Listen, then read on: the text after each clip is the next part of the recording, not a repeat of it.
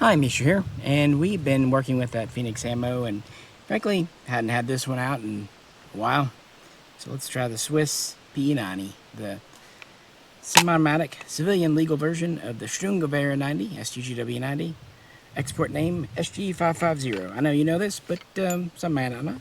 Originally, this was chambered for 5.6 GP90 1 in 10 twist, which just so happens to also shoot 223 556. So brought out a couple of mags, which is actually what all this was issued with.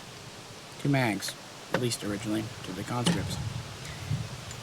And of course we have the light bipod. You know the deal.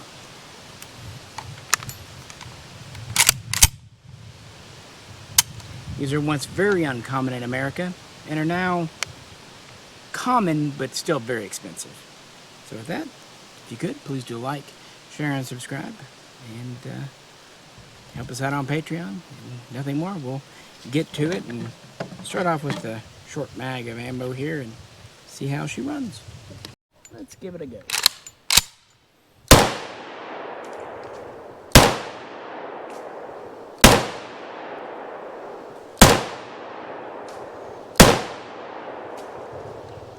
And to no one's surprise, no issues.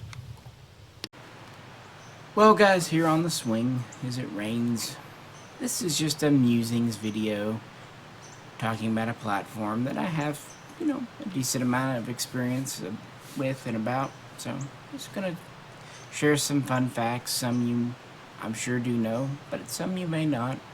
We're just hanging out, right guys? Why not? It's an excuse to talk about Swiss guns and shoot them, so can you blame me? So let's start with this configuration, the STGW90, the Fast 90, if you prefer. PE90 is a semi-automatic, or the SG550 for export. 550-1 with the 1 in 10 twist barrel. 550-2 with a 1 in 7. It has a reputation for kind of being big, long, and heavy. And I don't know that that's 100% accurate, frankly. I think it gets a little bit more than it should. Then again, these days in the era of polymer guns, people are really used to lightweight, 6-7 pounds. Now, I will say with the stock folded up like this, overall length is about 32.5 inches. And when you deploy the stock, it's about 39.5, give or take. So under 40 inches. Really about the same as an M16A1, little less than an M16A2. Weight-wise, though, I don't really think this is bad. Considering the barrel length, this is a steel receiver, upper and lower. And we do have a full-length long stroke piston gas system. We do have the light bipod with an unloaded and empty mag in here. It's just over 9 pounds. I believe that even counts the sling. That's not bad, guys. Really, it's not. And it's pretty well balanced. It's a little bit front heavy only because of the system being here in the back of the receiver, pretty much hollow for the recoil. But what does help is the stock has a metal frame inside. It's not just solid polymer. We like to think of the Swiss SIGs as the pinnacle of firearms, really nice fit and finish. It's true. But did you know that these are actually designed expressly to be cheaper and easier and faster to mass produce compared to the previous STGW57?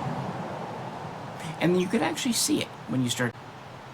But let's go back to the history before we kind of show some of the economies in this gun. They might not seem like economies by 2024 standards, but by the standards of 1986, they really. In 1978, the Swiss military decided it was time to switch over to this newfangled concept of a small diameter, high velocity rifle cartridge for what was evolving from the battle rifle to what we know as an assault rifle. This actually fits because going back nearly 100 years with the original Schmidt-Rubin, going to the 7.5 millimeter cartridge at that time was considered small diameter, high velocity. So they kind of led the way there, but this time they're following America's lead. But the story of the Sturmgewehr 90 actually goes back further. In the 60s, around 63, 64, SIG and Beretta partnered to develop a new rifle for the, at the time, very new cartridge. And this would result in the SG550-1 prototype. It was an interesting hybrid. It used a roller delay system, but it also had a gas system. It was very inspired by the MG42.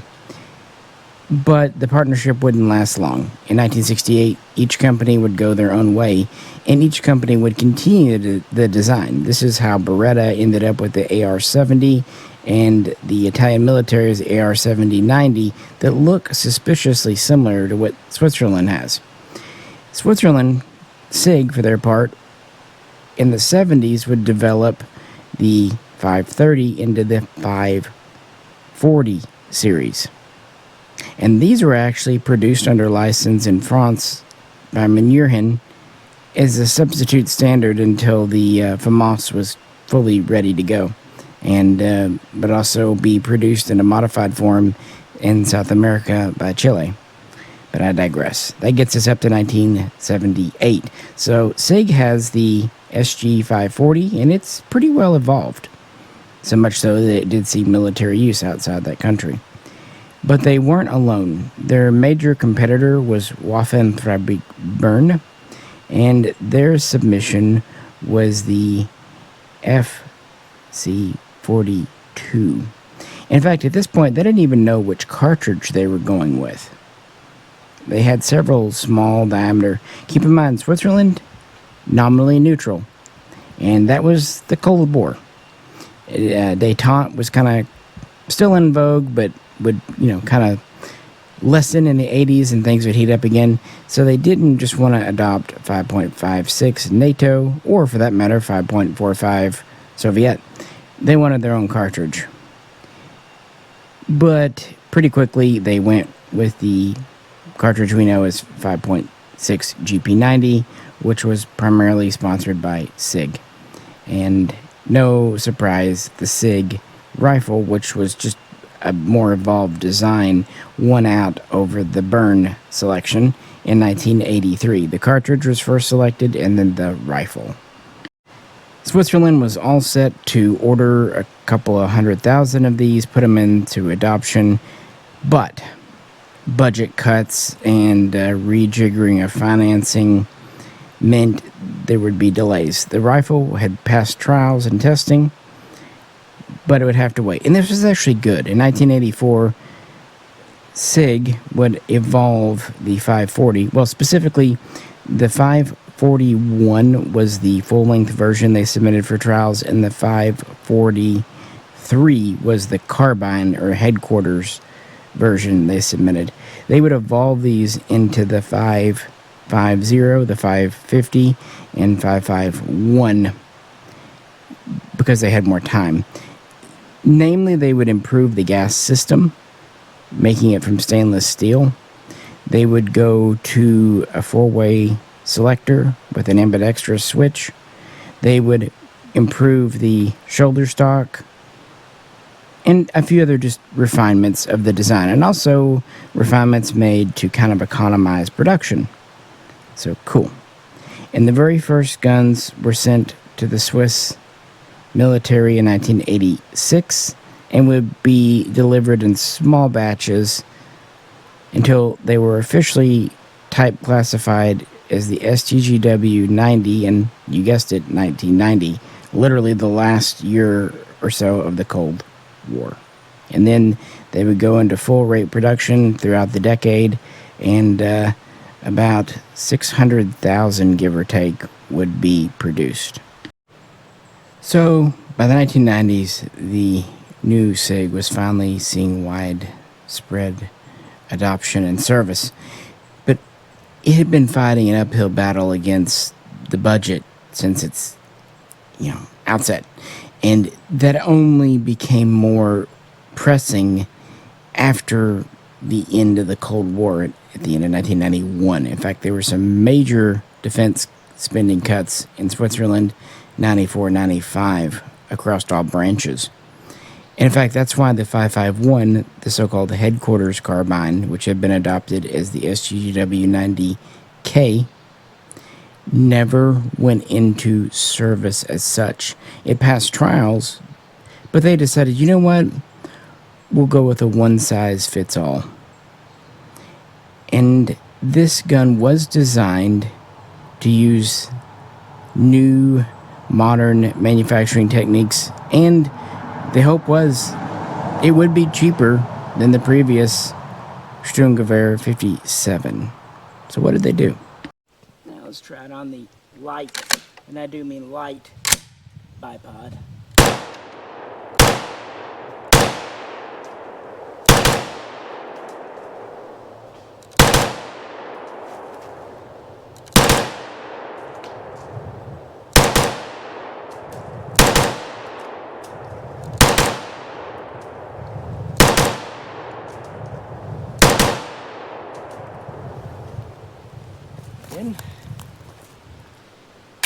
We'll open with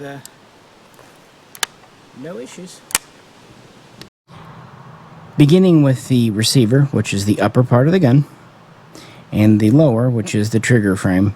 These are stamped and welded steel. They're not milled, they're not machined. Even where those parts would be called for, they tried their utmost to use castings or at least forgings, for example, trunnions. So that helped. They would weld directly on the rear sight, which, and there are visible undressed weld marks. Back then that was considered, an economy, even if today's standards now. And the system itself was simple.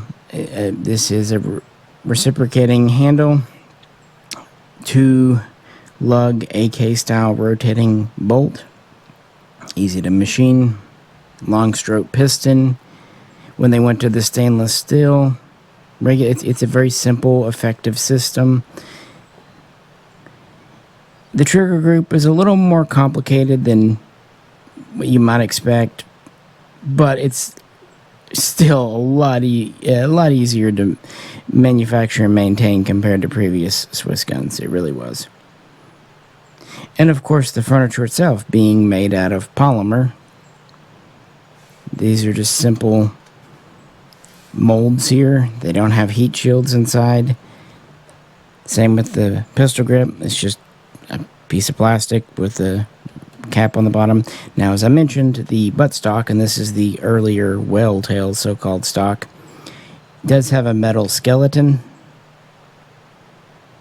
but it's pretty simple. Like, to lock in to the folded position, there's just a stud and a simple clip here. I mean, yeah, rubber butt plate. And of course, even the latch on the other side, it's just a simple button and spring with a notch to close. That's it. I mean, it's pretty basic. Now, of course, these are still made very well. Folding light bipod and all that. And it continues on. I mean, one reason for going to this type of magazine, it was weight. But it was also cost. Once you paid for the molds to make these, the tooling to make them, these are relatively inexpensive to make. And they were only going to issue 2 per regular soldier. At least that was the outset. Even the bayonet had some economies, even if it is a very nice blade. The grip is simply two halves screwed together, plastic scabbard, and a synthetic frog. And while it is machined on this side, if you look on the other side, it's actually just flat. The machining was very well done, but they kept it as simple as possible, even looking at the crossguard. It's pretty simple design. And again, in a pinch, the older 57 bayonet will work too. And truthfully, the biggest economy, the biggest example, was the buy once, cry once attitude.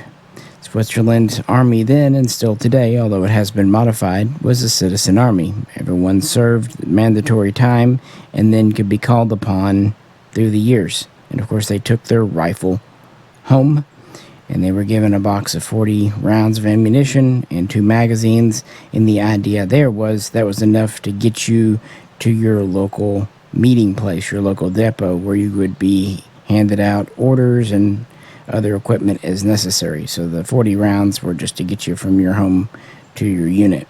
But since the soldiers would be maintaining their equipment themselves, they trusted them to, keep them clean and well maintained.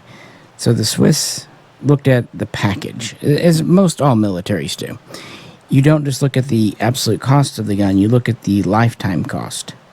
And their idea was, we're going to have a simple, solid gun. We're going to make it with good quality control. But this thing better last 10, 20, 30, 50 years. And it's on track to do so. Things like the barrel, the trunnion, the bolt group, the receivers, they were not expected to be replaced. Of course, there would be wear parts. I'd say the furniture is the number one thing. The buttstocks break. It happens. Those get replaced frequently. Pistol grips. To a lesser extent, handguards. Maybe bipods. And certainly springs, like the mainspring. Some trigger components. And of course, magazines themselves wear out. And kind of the rubber too. The charging handle rubber was meant to easily be replaced. You just slip it on and kind of shrink it on. It'll happen. Of course, back here is a little more convoluted, as I mentioned. Oh well. That was the idea. Send these in for regular maintenance, but the bill was supposed to be pretty low, and it could be done without sending them all back to the factory. The stock is extremely easy to replace. 1 pin, pistol grip, 1 screw, handguards, no tools required, just disassemble the gun. Even replacing the bolts, not bad, things like that. That was the notion. Buy once, cry once. Give this to a soldier when he was 18, and he can still rely on it when he's 58. So long-term cost was meant to be much, much lower than the STGW57 or even the previous Schmidt Rubin and K31. Of course, you can argue, did they succeed or not, but those are the goals, and you can see that in the decisions made with the design. Just as nice as the rifle itself, of course, is its famous bayonet. Notice that there's not really a clasp, it's just held in by friction and very good tolerances. Synthetic scabbard and kind of a faux leather hanger. I don't know how original this clip is, but it came with it. Very nice feeling grip, very nice blade. Not what I'd consider sharp, but definitely not dull. As far as bayonets go, it's got an edge on it. Notice there's no fuller groove, and actually goes on with amazing precision. Very slick, but then just the tiniest, and I do mean tiniest amount of wiggle. Leave it up to the Swiss, and then to remove it, you just kind of roll this piece here. It's pretty easy, just kind of press it forward and down a little bit. It's an interesting socket configuration.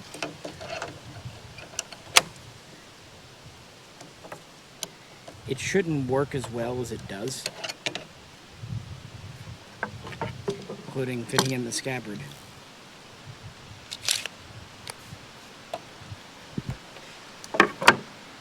The sling is another interesting piece. These curly cues you think would come off. They're not clasped on at all. And it is an interesting kind of simplistic 3-point, because you just can unhook this, and then there you go. And here's your adjustment you can set. See how wide we can make this go.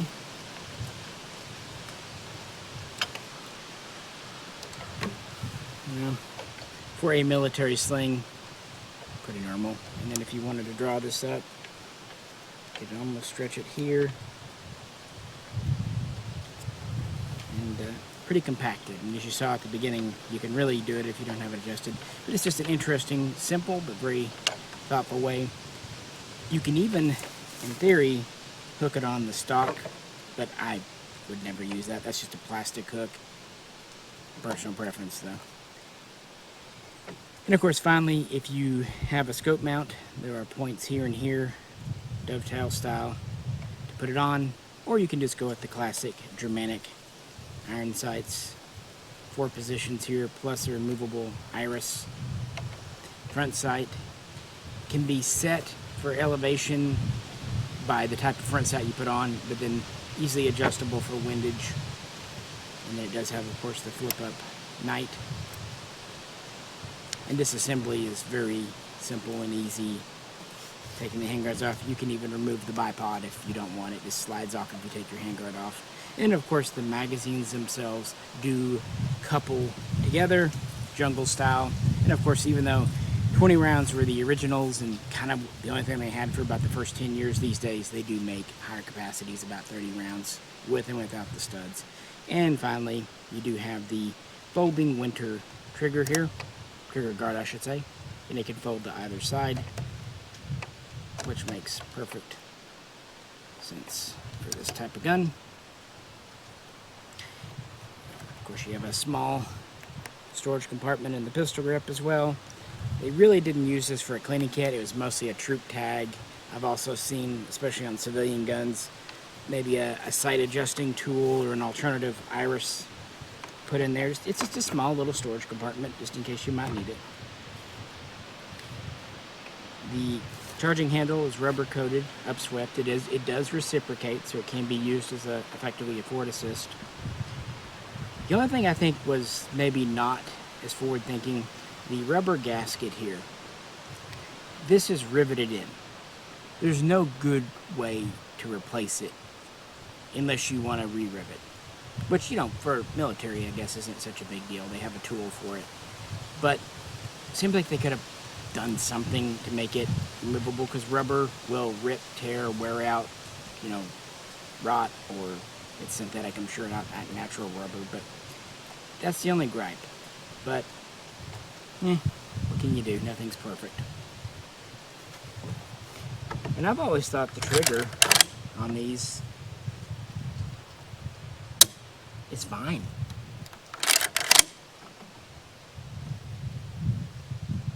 A little bit of a let off, a little bit of a take up, but it breaks very well. But I know I'm in the minority, so I admit that I am probably wrong. That's what I was saying earlier about that bipod. It does fold forward and back. I don't know why. And I have shot it before where it decides to collapse forward on you. That's just how it is. I don't know why they did it that way, frankly. But, you know, it's not a perfect gun, but it's sure well made. The Swiss bayonets are pretty spendy and hard to find, and while the STGW90, the PE90 bayonet will fit, you can use one of those. If you want to use a Stanag bayonet, no problemo. This is simply held in originally with a solid pin, later versions with a roll pin. You just drive that out, pull this lug out and put in a NATO lug. It's been offered at the factory for ages. So no problem there, very flexible. And in fact, some versions won't have a bayonet lug at all. They will use this to anchor a quad rail in the front. So said I'd point that out.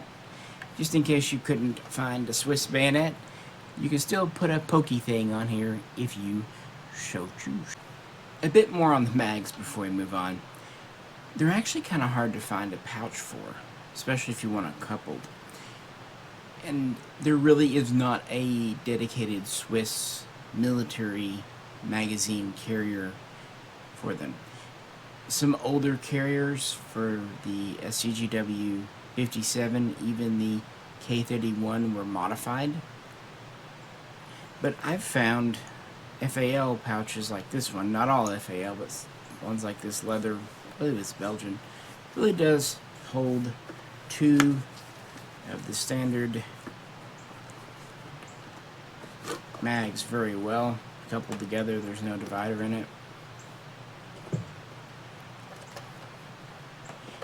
And they are cut on the top for a stripper clip guide.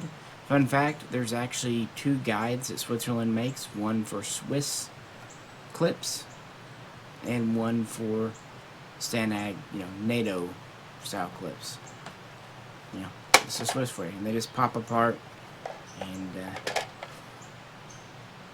pop together, and you can daisy chain them as much as you like. Even though these magazines are all plastic except for the spring. Sorry, now it's being difficult there. They're durable. Switzerland tested these a lot. Drop testing, hot, cold. They're good mags. And of course they're rock and lock style. They have a very gentle curve to them. Very much inspired by the Kalashnikov and others in Europe. And would go on to inspire magazines like the German G36. And here the mags are kind of coupled jungle style.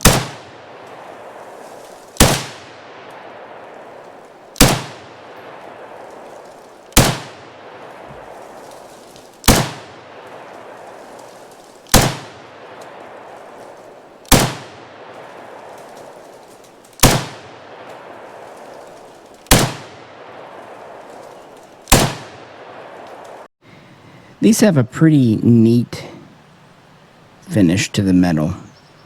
Underneath is phosphate, kind of a gray phosphate. In fact, that retains on the barrel because, well, barrel heat. But you get to the gas block and the receivers, over the phosphate is a kind of ceramic coating. Originally in gray, some newer guns are in black. And it's a very good moisture barrier, and it's not as susceptible to rapid temperature shifts as maybe Cerakote or Durakote. In fact, part of the testing was plunging these from, say, the warmth of inside of a building to outside, or vice versa, leaving one outside for a while, getting it very cold, and then bringing it inside. Yeah, got the Swiss cross up here. SIG roundel back here, and the military guns are very devoid of markings. They're not marked STGW90 or 550, and that's just kind of how Switzerland rolls. The K31s, if you look at one, they're, aside from the Swiss crest and a serial number, yeah. Now the civilian guns like this have PE as the prefix, meaning basically private, semi-automatic, civilian. And the serialized parts are upper, lower, bolt. More recently, because of changing Swiss laws, the barrels also get serialized. Just thought I'd mention that.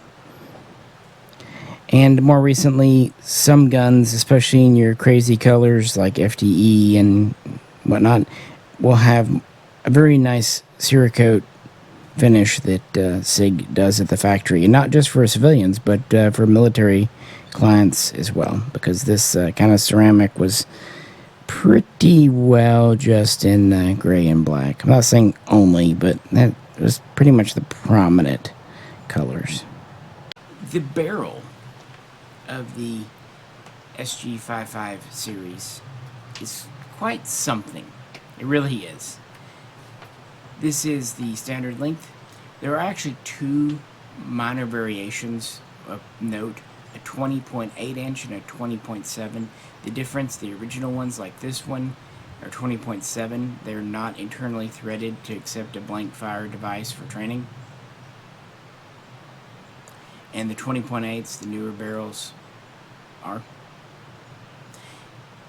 But both are a single piece barrel, meaning this flash hider is part of the barrel. It's not permanently attached. No, it was machined as part of the whole dang thing. It has 5 ports, and the bottom is solid, kind of like on an M16A2. That's to act as both a bit of a muzzle brake, also to keep dust or maybe snow in this case from kicking up. And you notice it tapers down to quite a thin profile. It has the bulge here for a Stanag grenade. Tapers back down. And then it stays pretty thin under the handguards, but luckily these are well ventilated, so it doesn't really heat up too fast. And again, Switzerland, they weren't too concerned about heat because, one, it's Switzerland, not exactly hot there most of the year, and two, they were wanting slow, steady aim shots, not rapid fire, not out of this gun. So, yeah. But the barrel is quite a wonder. I should also say that it is cold hammer forged, but it is not chrome lined. I do not know 100% for sure why not, but I suspect it has to do with accuracy and just the doctrine of the military and the ammo used. I should also say that Finland, with the Valmets, did not chrome line their bores either. So, different strokes. The standard twist is 1 in 10 for the 5.6 GP90 round, but for export they did make the 1 in 7 or the -2 version with a 5.56 specific. But I will say that out of a barrel over 20 inches long, 1 in 10 seems to stabilize certainly 55 grain, but also 62 grain quite well. In fact, the standard loading that Switzerland uses in GP90 is 63 grain. Different bullet trajectory though, different shape. And their match ammo, their target ammo, was actually 69 grain. So they rate the -1s from 55 to 69 grain for the 1 in 10, and the -2s, the 1 in 7, 62 grain to about 77 grain, give or take. So I thought I'd share that. The barrel is quite unique, but not intended for a sound suppressor, because that just wasn't really a thing back in the 80s when these were developed. Kind of singing the gun's praises a bit, I will say that for the day and time, the safety selector, obviously on a civilian gun it's just fire and safe. On a military gun it's actually 4-way. You'll have safe, single, burst, auto. The fact that it's extended down, quite ergonomic. On both sides, where it's mirrored. For that era, the mid-80s, that was pretty good. And this pistol grip, while it might seem short to us today, it was designed so that you could really get down prone. And it is wide, it does fill the hand very well, and for that day and time, it too is quite ergonomic, in my opinion. The mag release is very AK paddle style, so by default it's ambidextrous. The only control that, well, the two controls that are not, you have the bolt release, it's just on the left, that's where it's going to be, and of course the charging handle. But it is upswept, so you can come overhand, kind of, same as the Galil.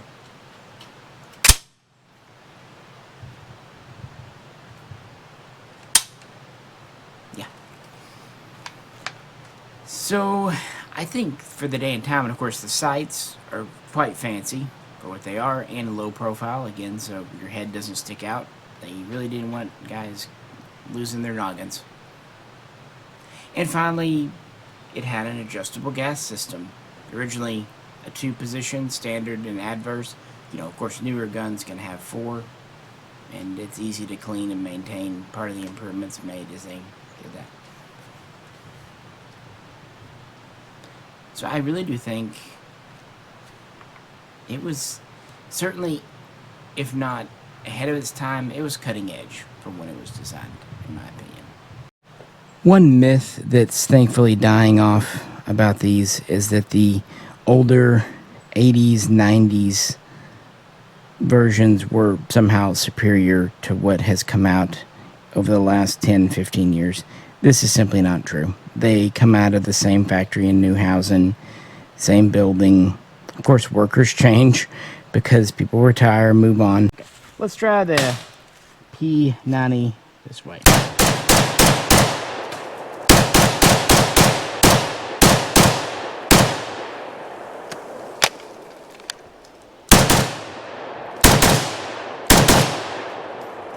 Held open.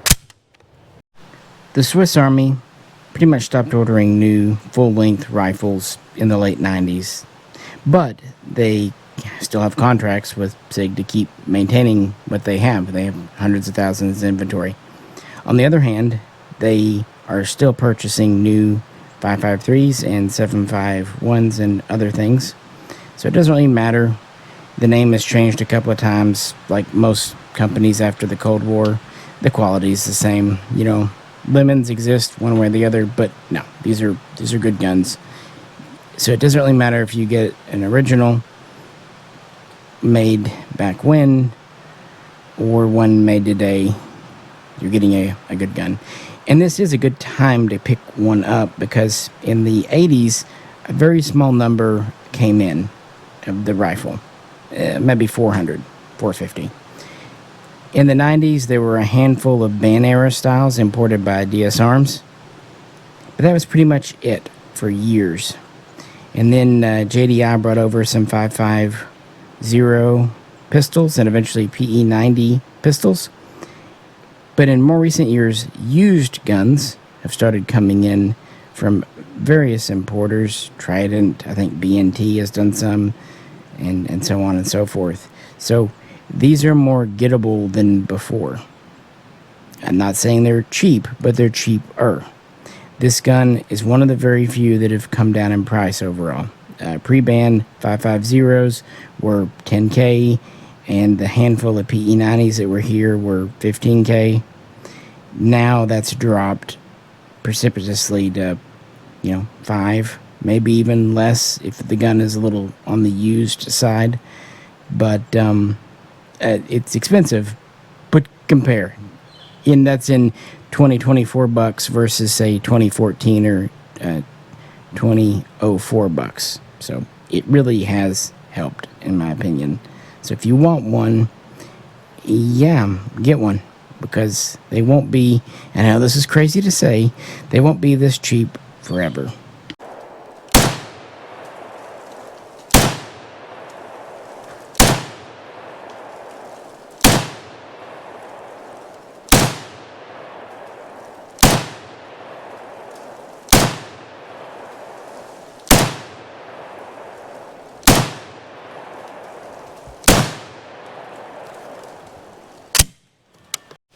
Just wanted to get this one out again, try that Phoenix ammo. I trust the gun completely. And I never wanted one of these as a safe queen. I wanted a shooter. And that's what I got. I picked this one up used years ago. In fact, it was kind of a Christmas gift.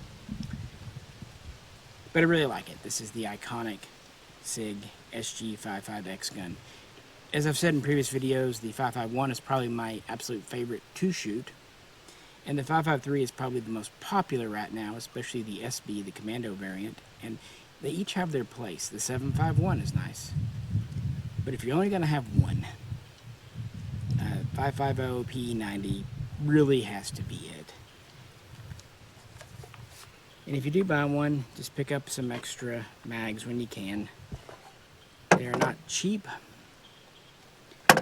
but they will last a long time. In fact, I don't know if I've ever had one break on me. I'm not saying they can't, but these are military quality magazines. So it's one of those buy once, cry once. And really, you don't need a ton. I'd say if you own one, 4 mags would be enough, either size. I like the little 20s. I find them more convenient, especially if you're shooting off a bipod, but your mileage may vary. Anyway, appreciate you tuning in. If you'd like to know more about these fine Swiss products, we've done lots of videos in the past. You can search the channel for SIG and see what comes up. And if you own one, drop in the comments which style it is and why you picked it, and are you happy with your decision? If so, why? If not, which one would you have rather picked up? Or maybe you just don't think they're worth the money. Feel free to comment and let's have a little discussion. Again, this is just a very casual thing. Nothing real new except trying out that Phoenix ammo, which again, we're very grateful that was donated to us. This is Misha. We'll catch you very soon.